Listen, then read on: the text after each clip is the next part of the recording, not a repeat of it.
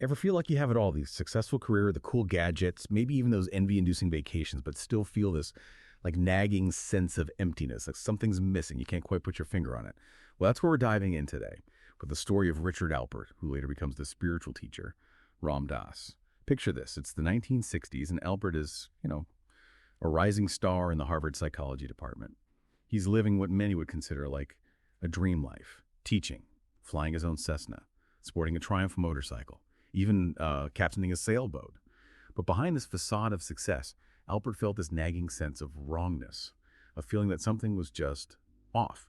His search for that missing piece led him down a path, less traveled. It involved psychedelics, a profound period of despair, and a life-altering journey to the Himalayas. Think like snowstorms, experimental therapies, and a guru who could see through every facade. We're talking about a complete transformation, from a driven academic to a renowned spiritual teacher.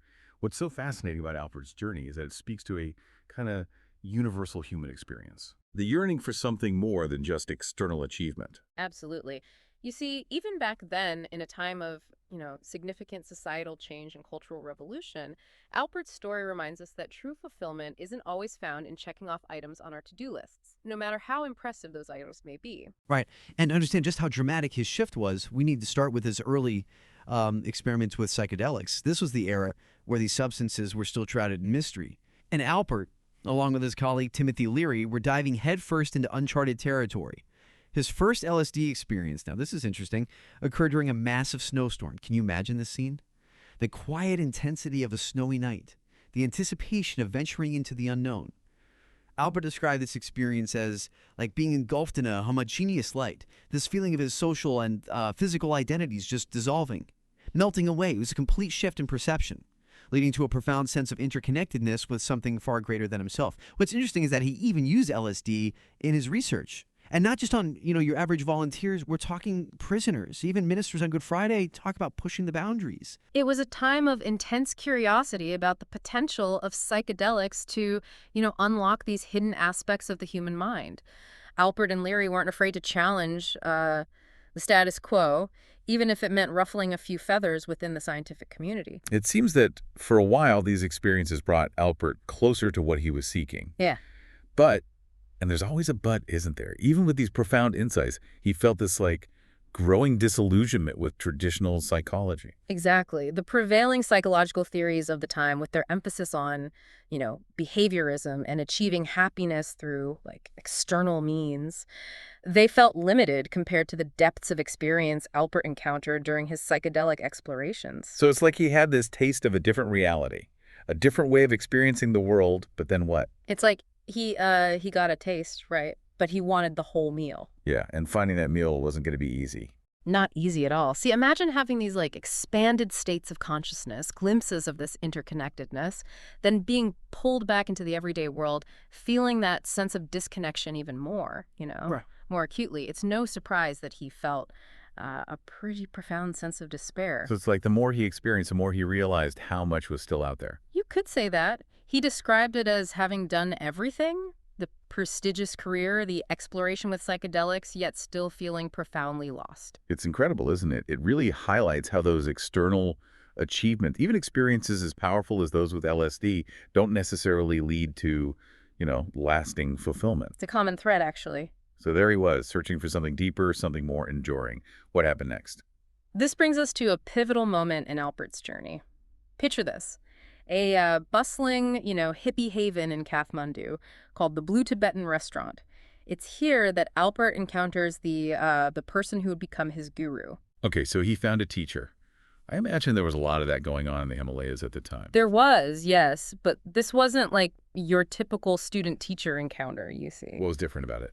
Well, Alpert, this charismatic professor, right, a man accustomed to captivating his audience, found himself unable to, and this is interesting, unable to seduce this man with his usual, charm. The guru saw right through his carefully, constructed persona. I guess that makes sense. If anyone could see through a facade. Exactly. This encounter, it speaks volumes about the the nature of a true guru in Eastern traditions. You got to think of it less as a traditional teacher-student relationship and more as a guide who helps you like dismantle the illusions of the ego, you know? This guru wasn't interested in Alpert's achievements or intellect. He saw straight through to the yearning beneath the surface. Wow. It's a powerful reminder that sometimes the most profound transformations happen when we let go of our need to impress, to be someone, to be someone special, Yeah. and allow ourselves to be seen for who we truly are. But what did that even look like, practically speaking? What did this guru actually teach? That's the thing, you see. It wasn't so much about like what he said. Oh, Absolutely. Instead of like elaborate lectures or, big philosophical debates, the guru emphasized simple instructions, silence, and just being present. really? Oh, yeah. It was a complete departure from the intellectual world Alpert was accustomed to. That's wild. Talk about a change of pace, huh? Did Albert struggle with that at all? Of course he did. It wasn't always easy. Take, for example, that anecdote about the vegetarian feast.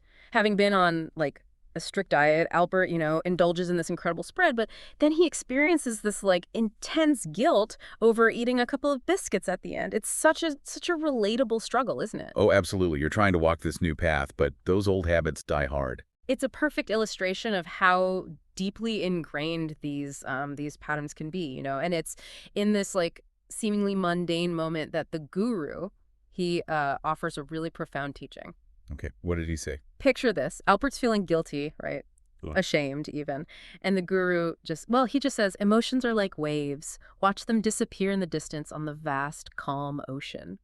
Talk about a mic drop moment. Wow. Yeah. I imagine those words landing with a sense of like profound simplicity Yeah. and power. What do you think? In that moment, did Alpert realize the limitations of constantly analyzing his emotions, trying to, dissect them and control them? It's like the guru saying, don't get so caught up in the waves, man. There's a whole ocean out there. Exactly. It's about finding that sense of peace and stillness within, even amidst the ups and downs of life. Which I imagine is easier said than done, right? Right. Especially for someone like Alpert, who was used to, analyzing and intellectualizing everything. Oh, absolutely. This wasn't just about intellectual understanding. The guru was guiding Alpert through these, experiences that directly challenge his attachments. Can you give me an example? Remember how Alpert initially felt embarrassed about, being treated as this holy man in India? Yeah, he called himself an overachiever at one point. Right? Exactly. He even felt weird about people bowing to him. But the guru, he wasn't fazed by these insecurities at all. So what did he do? Well, he did something pretty radical. He started giving away all of Alpert's money. Wait, seriously? Seriously, it was like he was intentionally, pushing Alpert's buttons, forcing him to confront his attachment, not just to material possessions, but to his identity, right? As this wealthy Westerner. Wow. It makes you wonder, what are we left with when all those external markers of success are stripped away? And that's the question, isn't it?